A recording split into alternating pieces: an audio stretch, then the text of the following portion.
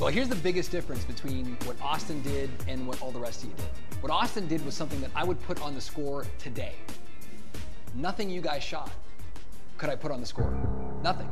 I'm getting concerned about whether or not we are going to have a legitimate competition here, or whether we're just going to have a bunch of people that aren't stepping up to the plate. And what I saw in all of you from the moment of your auditions was that you have a lot of potential. But so far, in a lot of cases, with this group that's in front of us right now, that's all it is potential. Renee, did you see anything that could have aired on the score based on the content that was gathered? No, I didn't. And my thing that I keep going back to is for you guys to remember which sports station it is that you're auditioning for right now. Because, I mean, we always go off the beaten path, and just don't be afraid to do that. And remember that that's what we're looking for. We want you guys to have fun. Casey and Phil, your thoughts on this pairing? I know you had a quote in there where you said, I don't think we're going to get along at all, when you were talking to one of the people you interviewed. I'm not sure if that's quite the route you should have taken there. Go ahead. Sorry, but if that was the route you were going to go, you should have gone with it, and you could have had that up for debate. I think it was Kobe and LeBron, right? I think that maybe you could have used that and delved into it and shown us your opinion on things and let us see a bit more of Casey rather than just saying that and letting it go.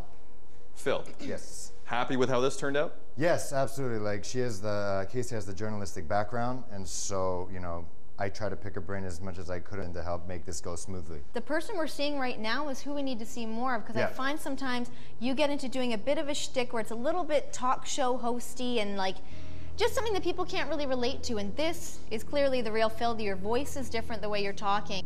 Sean, Meg, Casey, and Phil. You didn't get any content that we could use on the score. I see potential in all four of you.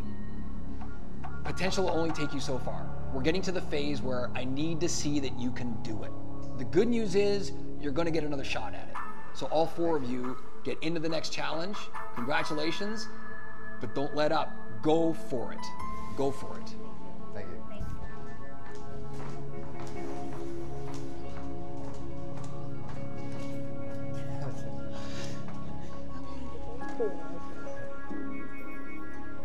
Okay, so I'm going to shoot a bit in here, guys, please. 5, good. So we are down to the final 3.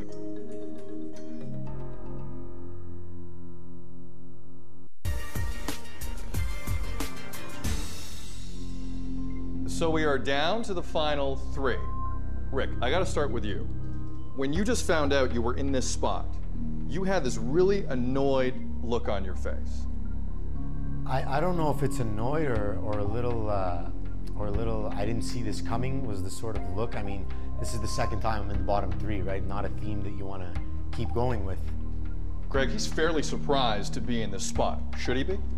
Well, absolutely he should be, because your line of questioning showed me that you know exactly what you're talking about. That's what it showed me, but remember what the challenge was. The challenge was streeters. So you have to go out there and get people to elicit the kind of response that's going to be entertaining. Clearly you knew what you're talking about. You walked up to a guy with the intent of probably talking to him about LeBron James, and all of a sudden he says to you, I'm an F1 fan, and all of a sudden, quickly, without batting an eye, you say Michael Schumacher, and you get into it. You know what the problem was? The guy was more interested in his wife and cats than he was in sports, it sounded like.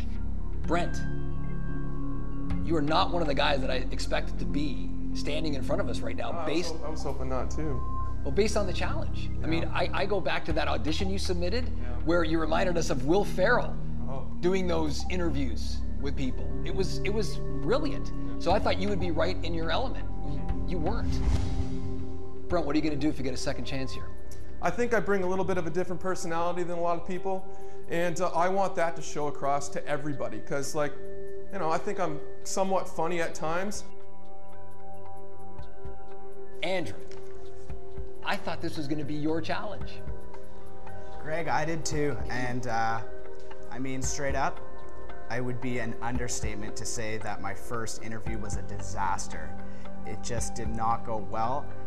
I know that it's my responsibility to pick the people I'm interviewing, so it's all on me. It was all my fault. I went out there, I thought I had a line of questions that, you know, like, I thought it would give me an edge that my questions could be asked to someone who wasn't a hardcore sports fan. She wasn't one. How come you didn't drop the interview when she said I'm not the person you should be talking to? well, I kind of did. Like, she was like, you shouldn't be talking to me. And I was just kind of like, this isn't going well. Yeah. And I was just kind of like, because Brent was standing over there, like, getting ready. And I was like, okay. And I was like I tried to like do some sort of explanation. I was like, well, let me explain, and it was just awful. Yeah, I mean, like, I come in with that all the time with Score IQ. It's sometimes we'll go out and I'm trying to talk to somebody, and if I can tell, you can usually tell within the first 15 seconds. If it's not going well, politely wrap it up and then move on to the next, because this is a competition. I know, that was my biggest mistake. Honestly, I should have just been like, thank you for your time, handed it off the baton, and started running. It was a disaster. Rick, second time in a row in the final 3. I know that's not what you expected, because you're a guy who strikes me as being quite confident. You're here again. I worry about that. I worry about whether or not I'm ever going to see a guy more than just a guy who knows a lot about sports. Because really, guys who know about sports are a dime a dozen. Andrew, you know, I look at you, how old are you? 22. You're 22 years old. You're still a kid. You got a long way to go. And I look at your talent level, and I really do believe that one day you are going to make some entertaining, engaging, and funny content. I think that's going to happen. I think that's in your future. But for this competition, for right now, I just don't see it happening. So I'm really sorry to tell you, but you won't be drafted.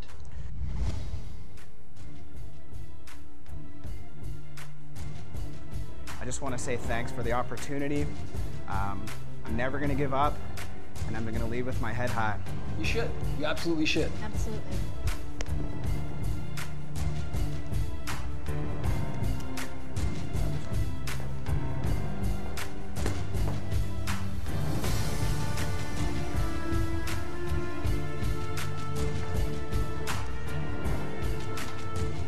Brent, Rick, you wanted a second chance? You got it, but by this much. You're through to the next challenge. Join the rest of them independent.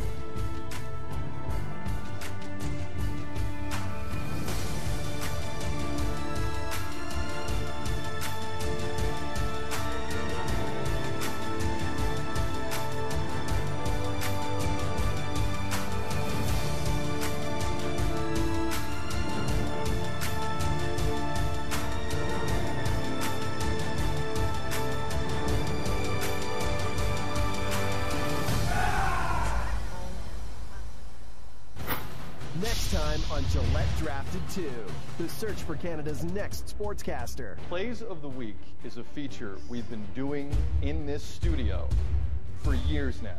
An opportunity to steal the show. Thank you, sir. May I have another? Streaking up the court, Monte Ellis! Get out of my face! And when a performance doesn't go as planned, 3 FC Porto players who left their shorts on the floor on this one. the contestants start to turn on each other.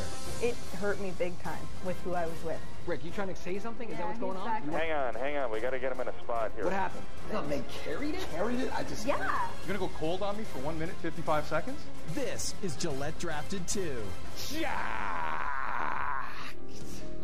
I totally know in my heart that I can do this, but